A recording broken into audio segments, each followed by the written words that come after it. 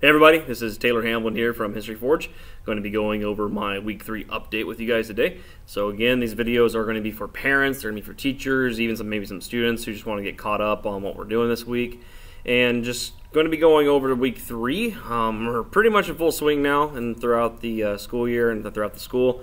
It's been really exciting. We've had so much fun already just building up our knowledge of ourselves. Just to kind of recap week 1 and week 2, it's all about getting identities established, understanding who we are, what we're passionate about, what we want to do. And for the big project, we really try to understand what we can do in order to explore those passions, explore those desires, and really maybe try to find ways to incorporate our strengths. So I've been doing that throughout these last couple weeks. This week's no different. We're going to incorporate that as well. But third week, we start actually really pushing history. I start talking about history lectures. I start going through history lectures. We also start going through a lot of the vocab and just the things that students are going to need to know in order to be successful in the United States history classroom. So just going over on Monday, and just to remind you, I sometimes look over here, and then I look back at my other computer just to kind of see what I'm doing. But looks like right now we're on Tuesday. Monday we had Labor Day, so that was nice. Hopefully everyone enjoyed their weekend. And on Tuesday, today, we're actually working on our common assessment. That is the test that we give to the students in order to kind of find out what they already know. And we're going to test them with that exact same test throughout the year. And I give it about 3 or 4 times a year, and the students will hopefully do better. It's kind of the thing that I give to my administrators, and sometimes the parents can see the scores as well to see how their student is doing. And so it's a really good way to kind of keep track of students' abilities. And yeah, it's really fun. So we gave them that today, and I only got one more class left to take that, so that's been exciting. It's been able to help me get a lot of stuff done today. Let's see, tomorrow is Wednesday, September 5th, and we're going to kind of treat that like the Monday. So we're going to start reviewing our week, where the students have to actually write down all their information and their agendas. And we're going to start doing a journal reflection about triumph and tragedy. Triumph and tragedy are the themes of this school year for National History Day. Every year, National History Day has new themes. I think last year's was taking a stand. No, it was conflict and compromise. The year before that was taking a stand. And again, this year is triumph and tragedy. And the students have to make their topics fit that big theme somehow, and that can be complicated. So what I do is actually go over with students on how to do that. We actually incorporate that into the lectures. It really is enjoyable. So, let me see where we're at. 2 minutes, not bad. So again, triumph and tragedy, we're going to incorporate that with journal reflections. I also use it in my lectures a lot, and I'm actually going to just teach a lesson just based off triumph and tragedy too. And that'll be later this week. Let's see, we're now on practice sourcing a document. I can even click on that. That'll be the second activity. And this is what we mostly do in history class as far as their grades. I test their skills, and I have 5 major skills, and I'll get into those in a second. But the way I test them is they analyze primary sources or they use historical information. So the very first one you can see on CK12, this is called the Pocahontas Lecture, and it's got primary sources from John Smith. If you don't remember, he's that tall, dashing, blonde, square-jawed man from the Pocahontas Disney movie. And he actually was a real person, and he wrote about his adventures and his exploration, and Pocahontas was mentioned. So we are going to analyze that with the students. We actually already started this on Friday, and we're going to continue to do that on Wednesday, and we're trying to bring things full circle. A lot of times in my classroom, I don't go through notes every single day. I don't try to get the kids to memorize, like 100 facts that the textbook says like they need to know. I really find that history is best learned by focusing on like major themes. And everything relates to it, but I really want to focus on the theme. And so for Pocahontas, for example, it's the theme of myth. The story has been very much, I'm not sure if the right word is, not inflated. Well, maybe inflated is the right word. But it's basically not true. The entire story has been called into question by many historians. So we help students kind of find that by looking at the primary sources and answering questions. So as I scroll down, you can kind of see more. Going away from that then, we see we're going to practice sourcing that. We did that last week as well, so the students are going to do it for the first time tomorrow. And then we're going to talk about triumph and tragedy some more. I'm going to talk about the definitions, and then I have a little activity for them. This thing right here says Triumph and Tragedy Theme Book. If I click on that, it'll actually take you to this website. It's a PDF online. And just remind you that all these things, like all the links I click on, they're available in the comments section, or not in the comment section, but in the video description. So if you want to go down there and check stuff out, open them up, and you guys have all the resources that I have access to. So feel free if you want to join me on that. You're more than welcome to. This is a really cool book if you're really interested in helping out students with the National History Day. This book's a must, especially for this year. And if you scroll through, it's got a lot of resources. It's got who wrote it, but we're going to use a lot of it. And yeah, so you guys can explore it on your own time. But we're going to use this book to help them understand triumph and tragedy. And I think that takes care of Wednesday. Oh yeah, somebody asked me what do these additional resources mean? Those are just things that I have as backups. Sometimes things don't work, sometimes the computer dies down, and so these are just kind of things I have just in case things don't work out. And sometimes they're completed, sometimes I have them as hyperlinks, sometimes I don't. So yeah, again, they're not things that anyone has to do, it's just kind of for me and anybody, and especially the teachers who want extra stuff, that's just there for you. Let's go ahead and go down to Thursday activities. We had the corroboration skills video. So the second skill that we do is corroboration, which basically means comparing two things together or two or more things together. So compare and contrast kind of stuff. We're going to stick with Pocahontas just because the kids are becoming more acquainted with that myth, so there's going to be more familiarity.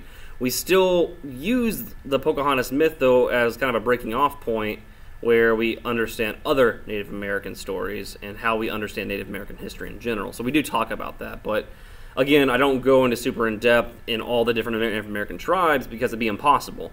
Textbooks and other places or other curriculums will have you or give you this long list, but I don't think that's very valuable because all kids will get out of it then is basically memorizing a bunch of names, and that is about as fun as watching paint dry. So we're going to use this as a launching point. We'll stick with it. We'll relate it to other Native American histories, but for the most part, we're staying with it. There is another practice, so it's that CK12 sites here again. I'm actually making the video right now. It's uploading to YouTube, so that this thing right here that I'm highlighting, that'll be hyperlinked. Again, feel free to use it at home if you wish. And then I'm going to introduce Google Classroom. Google Classroom is what I mostly use for, I would call, kind of my basic assignments. So questions, vocab, maybe a discussion. We primarily use Google Classroom. I like it because it just keeps everything in one place. If a student is absent for any reason, they can still submit their work and get work. And so I just kind of find it as being very valuable. We actually have 4 different classes. I don't break mine into periods. I break mine into different, we call it differentiated levels. So basically, if a student was really good at reading and writing last year in 7th grade and they tested well, they get put into a certain level. In this case, the very top one would be Sitting Bull, and then the bottom one, I haven't renamed it yet. I forgot what I named it. I'll have to look back. It's not Minerva anymore. That was last year. This year, I cannot remember. Oh, I remember now. It is Abraham Lincoln. I'll fix that right now. Yeah, so every year I change the names of them. Last year was Athena, Minerva, and Saga, which were gods of wisdom. This year I'm sticking to American history, and I kind of wanted to find American heroes or people who are really well known in American history. So I got Sitting Bull, Harriet Tubman, John and Abigail Adams, and Abraham Lincoln. I'll continue to use those throughout the year. And yeah, that'll be Google Classroom. I kind of want to make a video to show students how to use it, but yeah, I only got 10 minutes before the lunch bell rings, so I'm definitely not going to have time. Yeah, so that's going to be Thursday. Again, additional resources. This is just kind of a thing you can talk to your students about. Oh, I did find a Google Classroom video, though, right here. It is somebody else. I wanted to do my own, but if you are curious as a student how to use it, that video should help. And then finally, Friday, our last day this week, we have historical topic videos, and that's going to be at least once a week. So I don't lecture a lot on history notes. I don't, again, find a lot of value in it. I do think it is helpful for students to hear history, though. I think it's helpful for them to hear how things go, but just for context help. So even though I do talk about things in class sometimes, I do think it's valuable for them to listen to a couple videos that are just I call them kind of crash course videos. They have a lot of information, but it's nice because they're videos, kids can actually pause, rewind, and I have these little quiz checks for them online that just check that they are actually listening. So those quizzes are always 10 to 20 questions, and I told the students they have to get 90% or better, because if they don't get 90% or better, that means they probably weren't actually listening or trying. So I do make that a requirement. That'll be one of the first grades that goes in this week, and it is nice because it's pretty automatic. That'll be as about A, B, C, D as I ever get. I don't really believe in that either. So again, that'll be on there. The videos are already hyperlinked, so if you want to see what videos we're doing, you can. Both videos are pretty cool, especially the one that says the truth about Native Americans before Europeans arrived. That one's awesome. It's made by another history guy. He's really cool. He's got a lot of other videos that I'll use throughout the year. And then, let's see, we got Inca Fortification, Primary Source Analysis Sheet. that is going to be a primary source worksheet that the kids and I are going to go through together. It'll be the first one, and we'll do that again about once a week. And it's just practicing those skills of analyzing something and trying to come up with some kind of meaning for it. We'll do that once a week. It'll always be related to the topics we're focusing on. So, for example, we're kind of on Native American history, so I'm sticking to Inca fortifications. Again, you can click on the link if you'd like to see what it is. Actually, I just realized I don't think you're allowed to see it unless you log in. Oh, no, never mind. You can see it right here. So you actually can't download the materials unless you log in. I have a login, so I can even do that right now real quick. And you can kind of see what it looks like. Got my other screen right here. So yeah, you can see the picture and the description, but unless you have a login, which I don't know if you can get unless you're an educator. I might be wrong. But these are the assessments right here. These are the ones I'll use. So, again, feel free to use them. If you can't, click onto it. Let me know if you can't. That'd be really interesting to see if you can or not. But really cool site. These guys are doing awesome stuff. So if you're a teacher or you're a student teacher and you want a good website with really good sources and lesson plans, this one's an awesome one. Let's see. So that's it for that. I'll go ahead and exit out of that one and that one. And then back to our research. And then, yeah, never mind. So the last activity we have on Friday is some housekeeping. I'm going to tell the students about how we do vocab. I'm going to organize their character bios that we've been working on. We have a counselor coming in, I want to say next week. Yeah, next week our counselor's coming in, and we kind of need to get things rolling, so we need to make sure things are ready for him. We're going to talk about their personalities and strengths. And then, yeah, we're going to look at Google Classroom, make sure everyone's good. And that's the week. So, let me see. I got to 11 minutes, a little over, but that's fine. But yeah, no, thanks again for coming by. If you're a teacher joining us and keeping an update on this, that's awesome. Please also feel free to make comments. If you have any questions, I would love to know what they are. I know many of you also, so feel free to email me anytime.